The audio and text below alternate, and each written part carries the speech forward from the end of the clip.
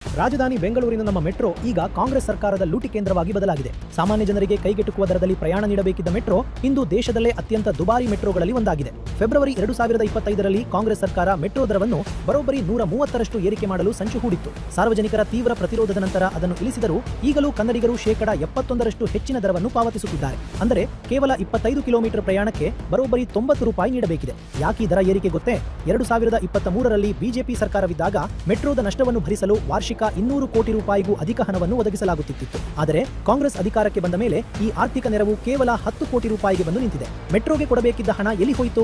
ರಾಜ್ಯದ ಬೊಕ್ಕಸ ಖಾಲಿಯಾಗಿದೆ ಎಂದು ಸದಾ ಹೇಳುವ ಸಿದ್ದರಾಮಯ್ಯ ಸರ್ಕಾರ ಅಭಿವೃದ್ಧಿ ಕೆಲಸಗಳಿಗೆ ಹಣವಿಲ್ಲದಿದ್ದರೂ ತನ್ನ ಪಕ್ಷದ ಕಾರ್ಯಕರ್ತರ ಓಲೈಕೆಗಾಗಿ ಜನರ ತೆರಿಗೆ ಹಣವನ್ನು ನೀರಿನಂತೆ ಖರ್ಚು ಮಾಡುತ್ತಿದೆ. ಒಂದೆಡೆ ನಿಗಮ ಮಂಡಳಿಗಳಲ್ಲಿ ಸಂಬಳ ನೀಡಲು ಕಾಸಿಲ್ಲ, ಆದರೆ ಅಲ್ಲಿನ ಅಧ್ಯಕ್ಷರಿಗೆ ಮಾತ್ರ ಕ್ಯಾಬಿನೆಟ್ ದರ್ಜೆ ಭಾಗ್ಯ. ಕೇವಲ ಒಬ್ಬ ಅಧ್ಯಕ್ಷನ ನಿರ್ವಹಣೆಗೆ ತಿಂಗಳಿಗೆ ಬರೋಬ್ಬರಿ 1000 ಲೀಟರ್ ಪೆಟ್ರೋಲ್, 80,000 ಮನೆ ಬಾಡಿಗೆ ಸೇರಿದಂತೆ ಸುಮಾರು 5 ರಿಂದ 7 ಲಕ್ಷ ರೂಪಾಯಿಗಳನ್ನು ಪೋಲು ಮಾಡಲಾಗುತ್ತಿದೆ. ಒಟ್ಟು 149ಕ್ಕೂ ಹೆಚ್ಚು ಜನರಿಗೆ ಹೀಗೆ ಮಂತ್ರಿ ಸ್ಥಾನಮಾನ ನೀಡಿ ರಾಜ್ಯದ ಖಜಾನೆಯ ಮೇಲೆ ಅನಗತ್ಯ ಹೊರೆ ಹೊರಿಸಿ ಸಿದ್ದರಾಮಯ್ಯ ಸರ್ಕಾರ ತುಘಲಕ್ ದರ್ಬಾರ್ ನಡೆಸುತ್ತಿದೆ. ಅವೈಜ್ಞಾನಿಕ ಗ್ಯಾರಂಟಿಗಳನ್ನು ನೀಡಲು ರಾಜ್ಯದ ಬೊಕ್ಕಸವನ್ನು ಖಾಲಿ ಮಾಡಿರುವ ಈ ಸರ್ಕಾರ ಈಗ ಆ ಹೊಣೆಯನ್ನು ಮಧ್ಯಮ ವರ್ಗದ ಜನರ ಮೇಲೆ ಹೇರುತ್ತಿದೆ. ಮೆಟ್ರೋ ರೈಲುಗಳ ಸಂಖ್ಯೆ ಹೆಚ್ಚಿಲ್ಲ, ಸೌಲಭ್ಯಗಳಿಲ್ಲ. ಆದರೆ ಫೆಬ್ರವರಿ 2026ರಿಂದ ಪ್ರತಿ ವರ್ಷ 5% ದರ ಏರಿಕೆ ಮಾಡಲು ಕಾಂಗ್ರೆಸ್ ಸಿದ್ಧತೆ ನಡೆಸಿತ್ತು. ಆದರೆ ಇದಕ್ಕೆ ಸದ್ಯ ಬಿಜೆಪಿ ಬ್ರೇಕ್ ಹಾಕಿದೆ. ತನ್ನ ಆರ್ಥಿಕ ವೈಫಲ್ಯವನ್ನು ಮುಚ್ಚಿಟ್ಟುಕೊಳ್ಳಲು ಈ ಸರ್ಕಾರ ಕೇಂದ್ರದ ಮೇಲೆ ಗೂಬೆ ಕೂರಿಸುತ್ತಿದೆ. ನೆನಪಿಡಿ, ದರ ಏರಿಕೆಗೆ ಕೇಂದ್ರಕ್ಕೆ ಪತ್ರ ಬರೆದು ಮನವಿ ಮಾಡಿದ್ದೇ ಇದೆ ರಾಜ್ಯ ಕಾಂಗ್ರೆಸ್ ಸರ್ಕಾರ. ಸಾರ್ವಜನಿಕ ಹಣವನ್ನು ವೋಟ್ ಬ್ಯಾಂಕ್ ರಾಜಕಾರಣಕ್ಕೆ ಬಳಸಿ ಅಭಿವೃದ್ಧಿಯನ್ನು ಬಲಿಕೊಡುತ್ತಿರುವ ಈ ಖಟಾಖಟ್ ಕಾಂಗ್ರೆಸ್ಗೆ ಬುದ್ಧಿ ಕಲಿಸುವ ಸಮಯ ಬಂದಿದೆ.